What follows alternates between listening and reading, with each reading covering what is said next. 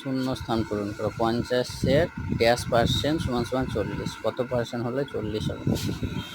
50-এ 70 দিয়ে চেক করব, অপশান থেকেও করবো এগুলো। শূন্য শূন্য কাটা, শূন্য কাটা, 5 7-এ 35%।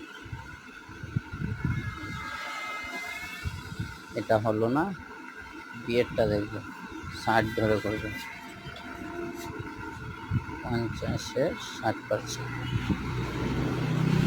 100, শূন্য শূন্য কাটা, শূন্য শূন্য কাটা,